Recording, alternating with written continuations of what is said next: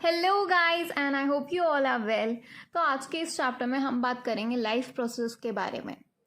तो देखो, बेसिकली जो लिविंग ऑर्गेनिजम्स होते हैं उनके कुछ कैरेक्टरिस्टिक्स होते हैं, जैसे कि सांस लेना, बढ़ना, न्यूट्रिशन रिक्वायर करना। ये सारी जो चीज़ें होती हैं ये इनको डिस्टिंग्विश करती हैं नॉन लिविंग थिंग्स से, ठीक है। और कुछ वाइटल प्रोसेसेस भी होती हैं जो कि होम्योस्टेसिस और बॉडी का प्रॉपर फंक्शनिंग जो है उसे मेंटेन करते हैं, उसे हम बोलते हैं लाइफ प्रोसेसेस, ठीक है। ये जो प्रोसेस होती है ना, ये तब भी कंटिन्यू रहती है जब अपन सोते हैं। मतलब ऐसा तो नहीं होता ना कि अपन सो रहे हैं और एकदम मतलब अपनी सांस लेना बंद हो जाती है, अपन ब्रीथ करना छोड़ देते हैं। नहीं ना, हम सोते सोते भी सांस लेते हैं, है ना। तो अब हम बात करते हैं लाइफ के बारे में। तो एज यू ऑल नो कि अर्थ ही सिर्फ एक ऐसा प्लैनेट है जहाँ पर लाइफ एग्जिस्ट करती है, ठीक है। जीते हैं लोग, फिर मर जाते हैं, उसके बाद फिर वो नेचर का पार्ट फिर से बनते हैं, ठीक है। Birth and death and then they become the part of nature again, ठीक है। और जैसे कि हमने अभी बात की कि कुछ डिस्टिंग्विशिंग फीचर्स होते हैं जो हमें अलग करते हैं नॉन लिविंग थिंग्स से, ठीक है। तो उन्हें हम लाइफ प्रोसेसेस के पैरामीटर्स में डालते हैं।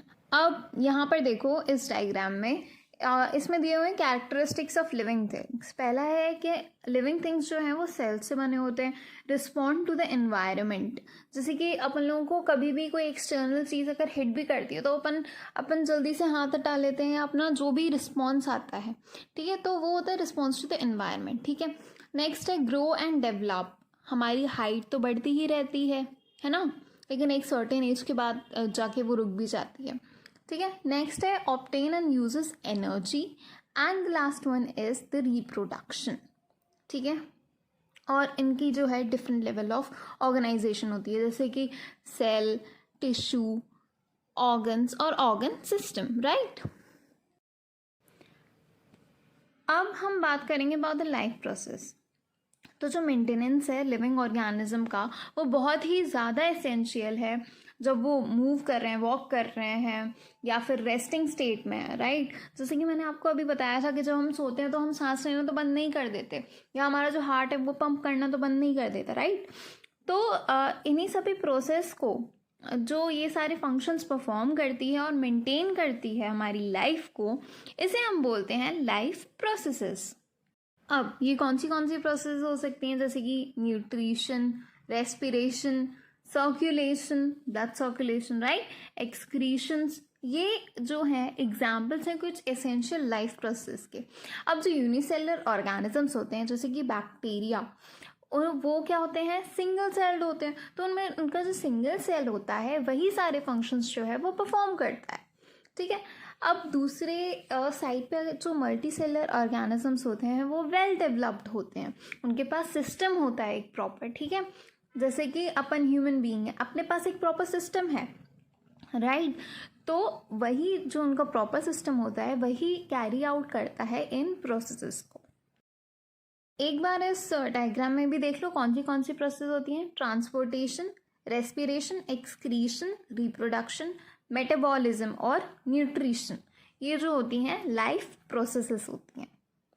Now talking about the nutrition. तो न्यूट्रिशन एक ऐसी प्रोसेस है जिससे हम खाना लेते हैं जो हमारी नरिशमेंट, हमारे बॉडी का अच्छा डेवलपमेंट और अच्छी ग्रोथ के लिए नेसेसरी होता है, उसे हम बोलते हैं न्यूट्रिशन, ठीक है। अब न्यूट्रिशंस जो होते हैं वो बेसिकली दो मेन टाइप के होते हैं। कौन से, ऑटोट्रॉफिक और हेटेरोट्रॉफिक, ठीक है। हम इन दोनों को एक एक करके अब डिस्कस करेंगे। पहला न्यूट्रिशन है ऑटोट्रॉफिक न्यूट्रिशन। ऑटो वर्ड जहाँ पे भी आए, ऑटो का मतलब होता है सेल्फ, ठीक है। तो ऑटोट्रॉफिक न्यूट्रिशन क्या होता है, जब एक ऑर्गेनिज्म अपना खाना खुद बनाता है using some factors like sunlight, chemicals. Such mode of nutrition is called as the autotrophic nutrition, ठीक है। जैसे कि प्लांट फोटोसिंथेसिस की प्रोसेस को करता है, लाइट एनर्जी को वो यूज़ करता है, तो इसे हम बोलते हैं फोटो ऑटोट्रॉफ्स, ठीक है। कुछ बैक्टीरियाज जो होते हैं वो केमिकल्स को यूज़ करते हैं जिनसे कि वो एनर्जी लेते हैं, उनको हम बोलते हैं कीमो ऑटोट्रॉफ्स, ठीक है। इस डायग्राम में देखो फोटोसिंथेसिस की प्रोसेस समझाई गई है कि प्लांट कैसे सनलाइट और CO2 की प्रेजेंस में अपना खाना बना रहा है और बाहर वो लिबरेट करता है ऑक्सीजन को, ठीक है। और इसमें नीचे भी दिया हुआ है ऑटोट्रॉफिक न्यूट्रिशन के बारे में कि वो एक प्रोसेस है जहाँ पे ऑर्गेनिज्म अपना खुद का खाना बनाता है सिंपल इनऑर्गेनिक मटेरियल से, जैसे कि water, minerals and carbon dioxides and in the presence of sunlight, ठीक है। अब देखो यहाँ पर बात की गई है फोटोसिंथेसिस की। तो फोटोसिंथेसिस जो है वो एक बहुत ही ज़्यादा इम्पॉर्टेंट प्रोसेस है जिससे जो प्लांट्स होते हैं वो अपना खाना बनाते हैं, ठीक है। हमने अभी प्रीवियस स्लाइड में भी देखा था कि using sunlight and water they make their food, right, which provides them nourishment to organisms and themselves, ठीक है। अब देखो जैसे कि मैंने बोला कि ऑटोट्रॉफ्स जो होते हैं वो अपना खुद का खाना बनाते हैं in the presence of sunlight, right. तो अगर हम में से कोई सनलाइट में खड़ा हो जाएगा तो क्या हमारा खाना खुद बन जाएगा? नहीं, राइट। तो ग्रीन प्लांट्स जो होते हैं उनमें एक सब्सटेंस प्रेजेंट होता है जो कि है क्लोरोफिल। क्लोरोफिल जो होता है वो लाइट एनर्जी को एब्सॉर्ब करता है, ठीक है। उसके बाद फिर जो लाइट एनर्जी होती है वो वाटर को स्प्लिट करने में काम आती है।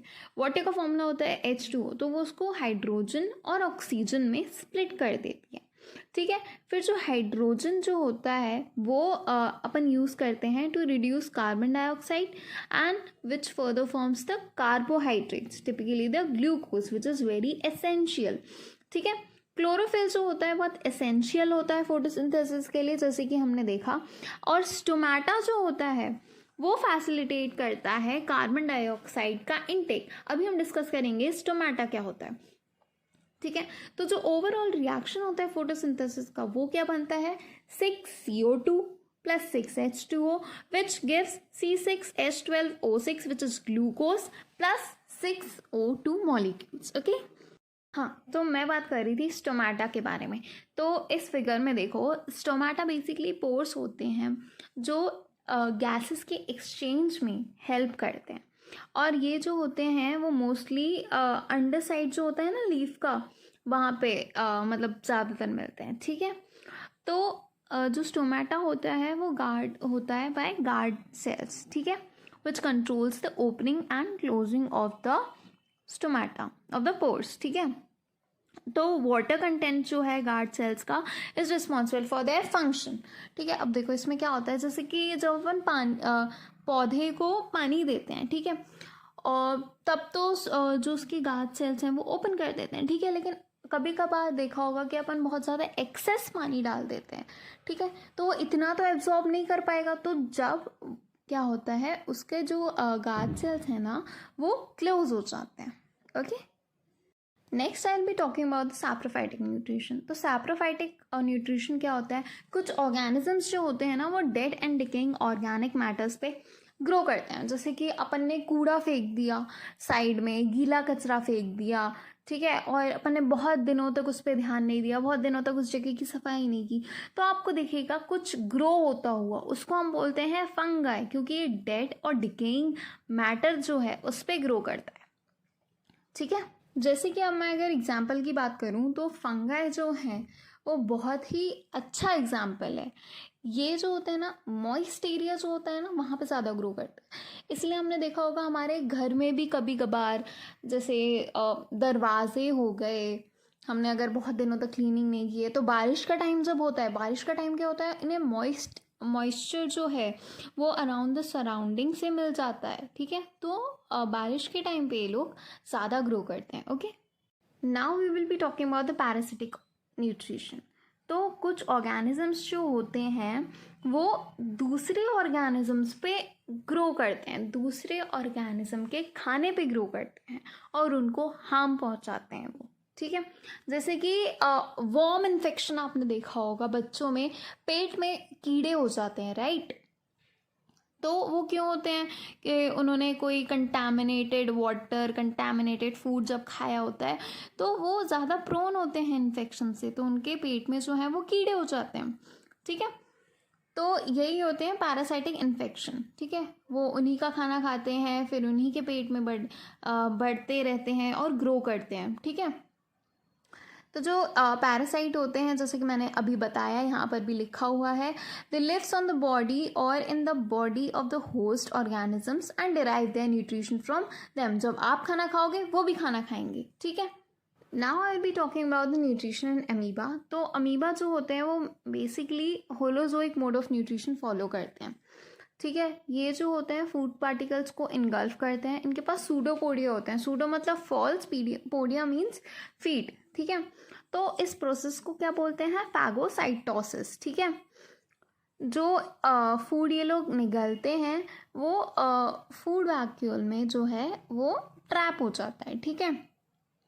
तो जो फूड वैक्यूल्स जो है, जैसे वो पास करता है साइटोप्लाज्म, डाइजेशन और अब्जॉर्प्शन से, और एसिमिलेशन जैसी प्रोसेसेस जो होती हैं वो टेक प्लेस होती हैं, ठीक है। और फिर जब फूड वैक्यूल जो है वो बाहर की तरफ खुलता है तो इजेशन या फिर अनडाइजेस्टेड फूड जो है वो बाहर निकल जाता है, ठीक है। Now we will see about the nutrition in paramecium. तो पैरामीशियम भी होलोजोइक काइंड ऑफ न्यूट्रिशन जो है वो शो करता है। इनमें जो सीलिया होते हैं वो इनको हेल्प करते हैं फूड को इनगल्फ करने में, ठीक है।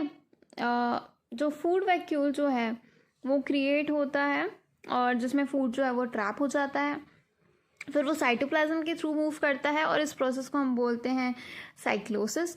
फूड जो है फिर वो डाइजेस्ट होता है फूड वैक्यूल्स में और वो अब्जॉर्ब्ड होता है थ्रू द साइटोप्लाज्म, ठीक है। फिर जो अनडाइजेस्टेड फूड होता है वो टाइनी पोर्स जो होते हैं इनके, जिनको हम एनल पोर्स बोलते हैं या फिर साइटोपाइट्स बोलते हैं, उनको दे दिया जाता है। अब हम देखेंगे अबाउट न्यूट्रिशन इन ह्यूमंस। तो ह्यूमंस जो है वो बेसिकली ओमनीवोर्स हैं। ओमनीवोर्स वो होते हैं जो कि मांस, मच्छी और शाकाहारी दोनों ही खाते हैं, ठीक है। ज़्यादा कॉम्प्लेक्स होने के कारण ह्यूमन का जो न्यूट्रिशन सिस्टम है वो भी बहुत ज़्यादा कॉम्प्लेक्स है। डाइजेस्टिव सिस्टम के पास एलिमेंट्री कनाल होती है और डाइजेस्टिव ग्लैंड्स होते हैं जो एक साथ फंक्शन करते हैं और बॉडी को नरिशमेंट प्रोवाइड करते हैं, ठीक है। 5 स्टेजेस होती है ह्यूमन न्यूट्रिशन की, हम एक एक करके देखेंगे। पहला है ingestion, digestion, absorption, assimilation and egestion, ठीक है। 4 स्टेजेस जो कि ingestion, digestion, absorption and egestion है वो एलिमेंट्री कनाल में होती हैं। लेकिन जो एसिमिलेशन का प्रोसेस है वो पूरी बॉडी में टेक प्लेस होता है, ठीक है। Now we will see about the alimentary canal. तो एलिमेंट्री कैनाल जो होती है ह्यूमन की बहुत एक लॉन्ग ट्यूब होती है और ये डायमीटर में वेरी कर सकती है according to the height of a person. तो ये जो है वो माउथ से स्टार्ट होती है और एनस पे जाके एंड करती है, ठीक है। ईसोफेगस, स्टमक, स्मॉल इंटेस्टाइन और लार्ज इंटेस्टाइन जो है वो पार्ट्स हैं एलिमेंट्री कैनाल के, ओके। इस फिगर में मैंने फिगर इसलिए डाला था ताकि आप लोग एक बार देख सको कि ह्यूमन डाइजेस्टिव सिस्टम जो होते हैं उसमें कौन से पार्ट होते हैं। पहला है माउथ, दूसरा है teeth, salivary glands, pharynx, oesophagus, liver, stomach, pancreas, large intestine, small intestine, rectum and anus, okay. एक एक करके हम सबको डिस्कस करेंगे। पहला है माउथ। तो माउथ जो है वो एलिमेंट्री कनाल की ओपनिंग है और ये फूड का इंजेशन करने में हेल्प करता है। बकल कैविटी जो होती है जो कि आपके मुंह के पीछे प्रेजेंट है, राइट, उसको हम कॉमनली माउथ से रेफर करते हैं, ठीक है। बकल कैविटी क्या होती है? जिसमें टीथ और टंग दोनों इन्वॉल्व हो, ठीक है।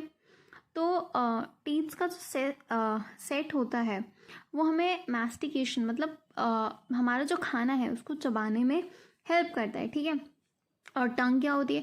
टंग में हमारे बहुत सारे टेस्ट बर्ड्स होते हैं। खाना स्वादिष्ट है, खाना स्वादिष्ट नहीं है, ये हमें उन्हीं के थ्रू पता चल जाता है। और सलाइवरी ग्लैंड का क्या काम होता है? सलाइवरी ग्लैंड जो होती है वो डाइजेशन की जो प्रोसेस है उसको इनिशिएट करवाने में हेल्प करती है, ठीक है। Now talking about the teeth. Teeth को पढ़ने से पहले एक बार सब कमेंट कर दो कि ह्यूमंस के टोटल कितने टीथ्स होते हैं, काउंट करके बताओ जल्दी। ठीक है, तो टीथ्स जो होते हैं हार्ट स्ट्रक्चर होते हैं और बकल कैविटी में प्रेजेंट होते हैं। ठीक है, ये कोई भी चीज़ को कट करने के लिए, मैस्टिकेशन ऑफ फूड के लिए ये हमें हेल्प करते हैं।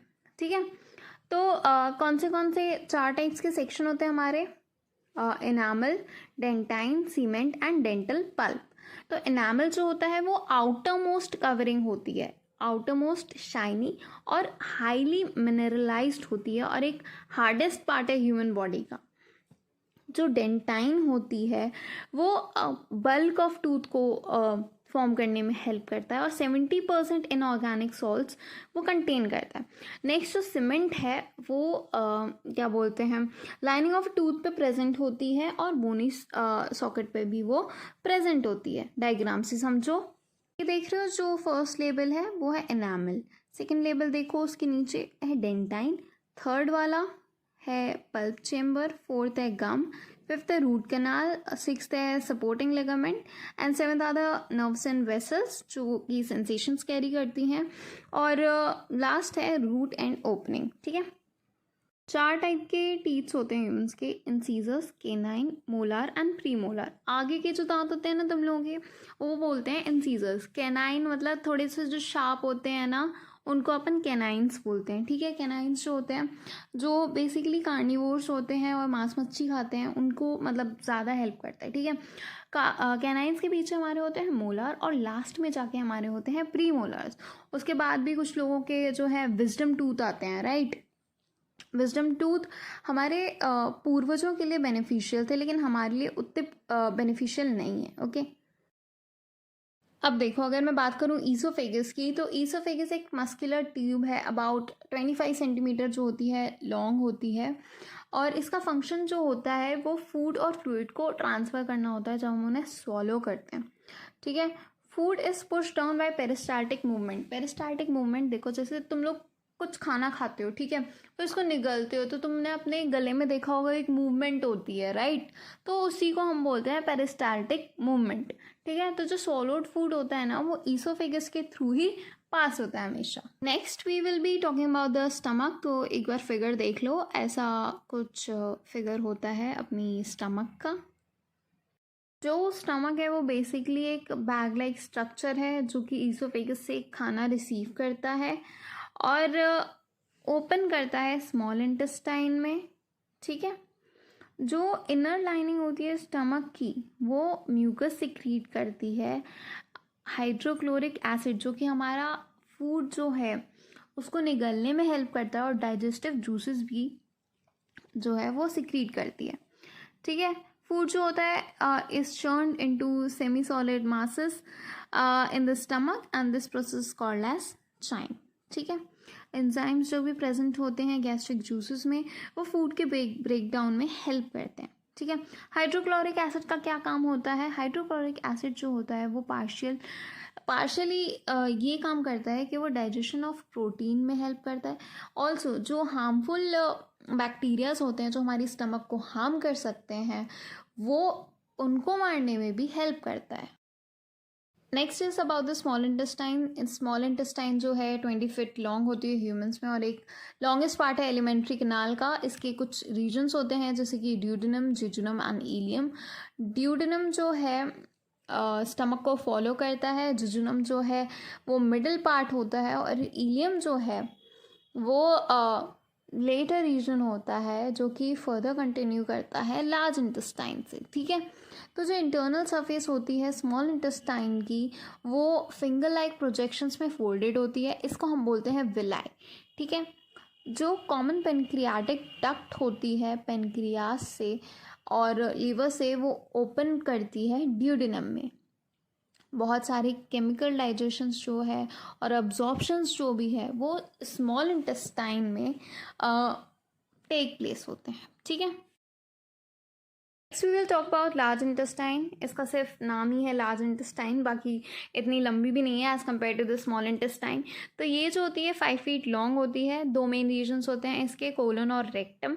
इलियम के बाद जो रीजन स्टार्ट होता है उसे हम बोलते हैं कोलोन, जो कि एक लास्ट पार्ट नहीं होता है, लास्ट पार्ट जो होता है वो उसका रेक्टम होता है, ठीक है।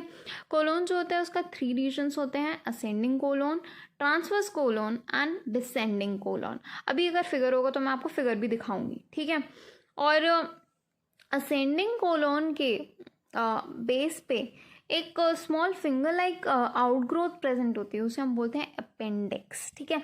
आपने बहुत बार सुना होगा कि अपेंडिक्स की सर्जरी करवा रहे हैं, अपेंडिक्स निकाल रहे हैं। वैसे तो अपेंडिक्स जो है वो अपनी बॉडी में एक वेस्टिजियल ऑर्गन है, ठीक है। हमारे पूर्वज जब कच्चा मांस खाते थे तो उसको हेल्प करता था डाइजेशन में, ठीक है। अभी मैं फिगर के थ्रू आपको समझाती हूँ। तो ये जो है ये फिगर है क्या बोलते हैं, स्मॉल इंटेस्टाइन और लार्ज इंटेस्टाइन का। तो मैं बात कर रही थी अपेंडिक्स के बारे में। तो हमारे जो पूर्वज थे वो बहुत ज़्यादा कच्चा खाते थे, मतलब ज़्यादा पका के नहीं खाते थे। तो उनके फूड के डाइजेशन के लिए ही जो अपेंडिक्स है वो यूज़ किया जाता था। लेकिन अपन में अभी वेस्टिजियल ऑर्गन है, ये रहे तो भी कोई दिक्कत नहीं है, ना रहे तो भी कोई दिक्कत नहीं है। लेकिन लोग सर्जरीज क्यों करवाते हैं अपेंडिक्स की? बिकॉज अपेंडिक्स में जैसे उनको कोई इन्फेक्शन हो गया तो रिमूवल बहुत ज़रूरी होता है ऐसे केस में, इसीलिए वो अपेंडिक्स की सर्जरीज करवाते हैं, ओके। अब देखो मैंने पिछली वीडियो बोल रही हूँ, पिछली स्लाइड में भी बताया था कि पेरिस्टाल्सिस क्या होता है। एक वेव लाइक मूवमेंट होता है, ठीक है। जैसे कि मैंने बताया कि जब अपन खाना खाते हैं तो अपने, अभी तुम लोग कुछ कुछ भी खा लो और अपने गले को देखना, जब तुम निगलोगे ना उसको तो एक वेव लाइक मूवमेंट तुम्हें भी फील हो, ठीक है। तो उसी प्रोसेस को हम बोलते हैं पेरिस्टाल्सिस, ठीक है। जो मसल्स होती हैं वहाँ पर जो प्रेजेंट होती हैं वो रिस्पॉन्सिबल होती हैं पेरिस्टाल्सिस के मूवमेंट के लिए, ठीक है। तो ये जो मूवमेंट होता है क्यों नेसेसरी है? क्योंकि ये खाने को निगलने में बहुत हेल्प करता है, खाने को नीचे पुश डाउन करता है, ठीक है। Next is the digestive glands. बहुत सारी ग्लैंड्स हैं जो डाइजेस्टिव जूसेस प्रेजेंट मतलब प्रोड्यूस करती है, जो कि डाइजेशन की प्रोसेस जो है वो उनको हेल्प करता है, ठीक है। जैसे कि salivary glands, gastric glands, liver, gall bladder, pancreas, ठीक है। सलाइवरी ग्लैंड जो होती है वो सलाइवा सिक्रीट करती है और डाइजेशन की प्रोसेस को मुंह में ही वो स्टार्ट कर देती है, ठीक है। गैस्ट्रिक ग्लैंड्स जो होता है वो स्टमक की वॉल में प्रेजेंट होता है, जो कि हाइड्रोक्लोरिक एसिड और एंजाइम पेप्सिन को रिलीज़ करवाने में हेल्प करता है। हाइड्रोक्लोरिक एसिड का वर्क तब भी समझाया था कि अगर कोई इन्फेक्शन वगैरह है तो उसको, कोई भी बैक्टीरिया स्टमक में प्रेजेंट है उसको मारने में हेल्प करता है और फूड को पार्शली डाइजेस्ट करवाने में हेल्प करता है, ठीक है। लेकिन कभी कभार क्या होता है, हाइड्रोक्लोरिक एसिड जब ज़्यादा हो जाता है, जब हम ज़्यादा पानी नहीं पीते, राइट, उसकी वजह से हाइड्रोक्लोरिक एसिड ज़्यादा हो जाता है और हमारे स्टमक में पेन होने लगता है। लिवर जो होता है वो बाइल को स्टोर करता है गॉल ब्लैडर में, और बाइल जो होता है वो फैट के डाइजेशन में बहुत हेल्पफुल होता है, ठीक है। पेनक्रियाज भी बहुत सारे डाइजेस्टिव एंजाइम सिक्रीट करता है और इनकी सिक्रीशंस को हम बोलते हैं पेनक्रियाटिक जूसेस, ठीक है। जैसे कि ट्रिप्सिन, काइमोट्रिप्सिन, लाइपेज, अमाइलेज। एक बात याद रखो, जहाँ पे भी एज आए ना मतलब तोड़ना, ठीक है। ये सारे जो हैं ट्रिप्सिन, काइमोट्रिप्सिन, लाइपेज, अमाइलेज, ये सारे प्रेजेंट होते हैं पेनक्रियाटिक जूसेस में, ठीक है। Next I will be talking about the pancreas. तो पेनक्रियास जो होती है एक लॉन्ग फ्लैट ग्लैंड होती है जो स्टमक के बिहाइंड प्रेजेंट होती है, ठीक है। और ये एक बहुत मेजर डाइजेस्टिव ग्लैंड है जो कि मिक्स नेचर की है। ये चीज़ हमेशा याद रखना, that pancreas is of mix nature. Mix nature मतलब इसमें एंडोक्राइन हार्मोन्स और एक्सोक्राइन हार्मोन्स दोनों ही रिलीज होते हैं, ठीक है। एंडोक्राइन ऑर्गन्स की अगर मैं बात करूँ तो एंडोक्राइन ऑर्गन में ये सिक्रीट करता है 2 हार्मोन्स जो कि होते हैं इंसुलिन और ग्लूकागोन, जो कि ब्लड शुगर लेवल को मेंटेन करने में हेल्प करवाते हैं। और एक्सोक्राइन ग्लैंड के तौर पे ये सिक्रीट करता है बहुत सारे पेनक्रियाटिक जूसेस, जो कि मिक्सचर हैं बहुत सारे डाइजेस्टिव एंजाइम्स का, ठीक है। ब्लड शुगर लेवल बढ़ने से डायबिटीज़ होने के चांसेस भी होते हैं, ओके। यहाँ पर देखो फिगर में पेनक्रियास जो होता है उसमें अमाइलेज भी इंक्लूडेड रहता है। अमाइलेज जो होता है वो स्टार्च को डाइजेस्ट करता है, ठीक है, और फूड का जो भी कंटेंट होता है उसको डाइजेस्ट करने में वो हेल्प करवाता है, ठीक है। अब पेनक्रियाटिक लाइपेज जो होते हैं वो पेनक्रियाटिक एंजाइम्स होते हैं जो कि फैट के डाइजेशन में हेल्प करते हैं। यहाँ पर देखो पेनक्रियाज है, उसके जस्ट साइड में गॉल ब्लैडर भी अटैच्ड है, ठीक है। पेनक्रियाटिक डक्ट्स हैं एंड लोब्यूल्स हैं। नेक्स्ट हम बात करेंगे अबाउट द होलोजोइक न्यूट्रिशन, और उसके बाद हम नेक्स्ट वीडियो में ही कवर करेंगे। तो होलोजोइक न्यूट्रिशन जो होता है वो एक ऐसा मोड ऑफ न्यूट्रिशन है जहाँ पे एनिमल्स जो होते हैं वो अपना खाना खुद लेते हैं, ठीक है, उसे हम बोलते हैं होलोजोइक न्यूट्रिशन, ठीक है। जैसे कि हम ह्यूमंस, हम भी अपना खाना खुद लेते हैं, बनाते हैं वो अलग बात है, लेते हैं वो अलग बात है, ठीक है। We are not dependent on someone, okay. तो होलोजोइक न्यूट्रिशन जो है उसमें 5 प्रोसेस जो हैं वो फॉलो करते हैं बेसिकली, वही वाली, that is ingestion, digestion, absorption, assimilation and egestion, ठीक है। तो ह्यूमंस जो होते हैं वो होलोजोइक न्यूट्रिशन हमेशा फॉलो करते हैं। और इसी के साथ हम अब बात करेंगे नेक्स्ट वीडियो में। Till then bye bye.